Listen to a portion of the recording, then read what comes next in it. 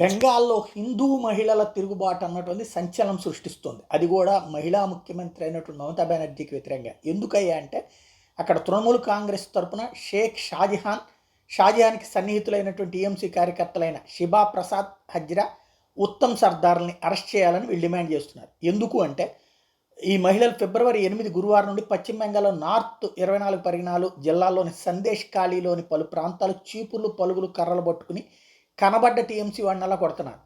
9వ తేదీన స్త్రీలు ఆ షాజహాన్కి చెందిన ఆస్తులు, పౌల్ట్రీ షెడ్ను కూడా ధ్వంసం చేసేశారు.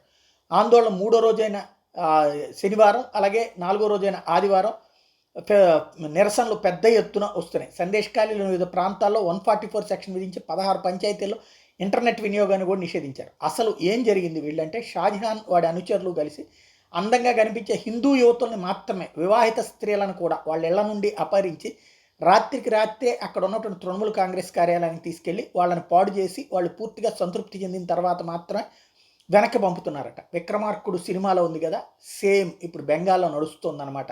ఇది పోలీస్ ఆఫీసర్ భార్యను కూడా ఎత్తుకుపోయినటువంటి సంఘటన ఉంది కదా, అట్లాంటి పరిస్థితి. ఆ స్త్రీలను, యువతులను టీఎంసీ పార్టీ కార్యాలయం నుంచి తెల్లవారుజామున వెనక్కి పంపిస్తున్నారు. కొన్నిసార్లు అయితే రోజుల తరబడి ఆడపిల్లలు వాళ్ళ చీరలోనే ఉండిపోతున్నారు. షాజహాన్ ఒక్క హిందూ మహిళలను మాత్రమే ఎత్తుకుపోతున్నాడు.